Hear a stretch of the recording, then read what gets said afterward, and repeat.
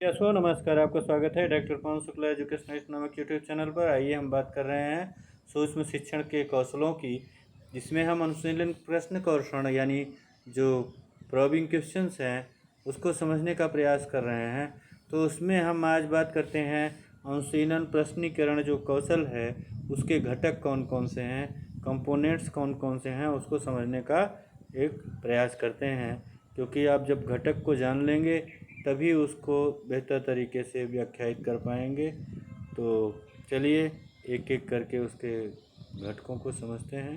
पहला घटक है अनुशीलन प्रश्नीकरण में जो पहला घटक है वह है संकेत देना, प्रॉम्प्टिंग। इसके मुख्य घटक जो हैं 4 हैं, 1 2 3 4। पहला उसमें है प्रॉम्प्टिंग। क्या करना? संकेत देना। संकेत दिया जाता है जब उत्तर देने में बालक थोड़ा सहजता न महसूस कर रहा हो, परेशानी महसूस करता है, तब हम क्या करते हैं कि तब हम उसको सहायता देते हैं कि जिससे बालक प्रश्नीकरण कौशल में सहायता दिया जाता है, जिससे कि बालक सही उत्तर की ओर आगे बढ़ सके। तो उसके बाद दूसरा है रीडायरेक्शन। रीडायरेक्शन यानी पुनः प्रेषण।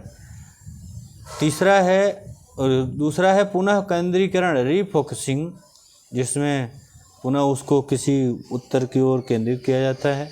रीडायरेक्शन का मतलब पुनः प्रेषण किया जाता है और जिससे कि बालक का ध्यान और सक्रिय हो जाए, उत्तर की ओर और सही ढंग से जाए। आलोचनात्मक सजगता यानी क्रिटिकल अवेयरनेस चौथा घटक होता है। इन्हीं घटकों के आधार पर ही आप अनुशीलन प्रश्नोत्तरण की निरीक्षण तालिका को तैयार करते हैं। तो जो इसकी निरीक्षण तालिका है इसकी बात करते हैं। इसके अलावा प्रोबिंग क्वेश्चंस की जो है किस ऑब्जर्वेशन शेड्यूल कैसे होता है, उसमें एक निर्देश दिया रहता है कि अनुशीलन प्रश्न कौशल द्वारा निर्मित पाठों के निरीक्षण के लिए इस कौशल के घटकों से युक्त निरीक्षण तालिका नीचे दी गई है।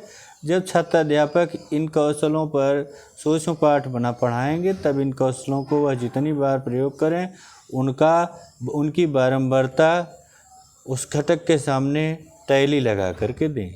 यानी जो कौशल है प्रयोग में लाया जा रहा है, जिस कौशल को प्रयोग में लाया जा रहा है उसका हम प्रयोग करेंगे। तो जैसे एक बार प्रयोग किया गया संकेत प्रश्न पूछा गया तो 1 दिखाएंगे, 2 किया गया 2 चिन्ह, 3 किया गया 3, 4 किया तो 4। लाइनें सब बराबर हैं। तो ऐसे देखें 1 2 3 4। अब अगर 5 बार किया गया तो आप जानते हैं 5 ऐसे लिखा जाता है टैली के लिए, तो 5 ऐसे हो जाएगा। तो इस तरह से संकेत प्रश्न पूछे गए तो आप यहाँ टैली बनाएंगे ये वाली, और प्रश्न विस्तृत सूचना के लिए कितनी बार प्रयोग किया गया उसको इसके सामने बनाएंगे, और पुनः केंद्रीकरण के लिए पुनः कितने प्रश्न पूछे गए उसको इनके सामने, पुनः प्रेषण कितनी बार किया गया 1 बार 2 बार 3 बार उसको यहाँ टैली बनाएंगे। आलोचनात्मक सजगता का प्रयास कितनी बार किया गया यहाँ बनाएंगे। उसके बाद कोई सुझाव हो तो यहाँ आलोचना या सुझाव के स्थान पर जो सहपाठी पर्यवेक्षक या फिर पर्यवेक्षक होते हैं वे उसका वहाँ हस्ताक्षर करते हैं। तो ये निरीक्षण तालिका हो गई। इसके बाद हम अनुशीलन प्रश्नीकरण के मूल्यांकन प्रपत्र को समझ लेते हैं, जिससे अगले में हम पाठ्य योजना को समझ सकें। तो इसका मूल्यांकन प्रपत्र जो है आपके सामने है। यहाँ देखिए मूल्यांकन प्रपत्र में क्या क्या होता है कि सबसे पहले जो मूल्यांकन प्रपत्र, इसके अलावा प्रॉबिंग क्वेश्चन का जो शेड्यूल है उसमें आप जानते हैं छात्र अध्यापक का नाम, अनुक्रमांक, विषय कौन सा है, उप विषय कौन सा पढ़ा रहा है, कक्षा पर्यवेक्षक का नाम कौन सा है, वह चाहे सहपाठी पर्यवेक्षक हो या फिर जो शिक्षक प्रशिक्षक हो, दिनांक क्या है, अवधि कितनी है, शिक्षण है कि पुनः शिक्षण है इस पर टिक करेंगे, शिक्षण है तो शिक्षण पर, पुनः शिक्षण है पुनः शिक्षण पर। यहाँ निर्देश दिया गया है। यह प्रपत्र निर्धारित करने के लिए छात्र अध्यापक से अनुकूलन प्रश्नकरण के प्रयोग के संदर्भ में किस हद तक कितनी सफलतापूर्वक किया गया है उसकी रेटिंग आपको 1 से 7 तक देना है। अब 1 का मतलब न्यूनतम होता है, 7 का मतलब अधिकतम होता है। तो इस न्यूनतम अधिकतम की रेटिंग को यहाँ देना है जो आपके सामने प्रस्तुत है। इस तरह से आपको यहाँ दिखाना पड़ेगा। ये व्यवहार का निरीक्षण करके उनको आपको बताना होगा।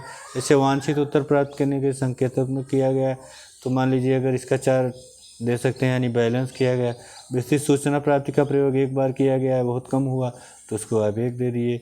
पुनः केंद्रीकरण के प्रश्नों का प्रयोग बहुत बार किया गया तो आप 6 दे सकते हैं, 6 पर गोला है।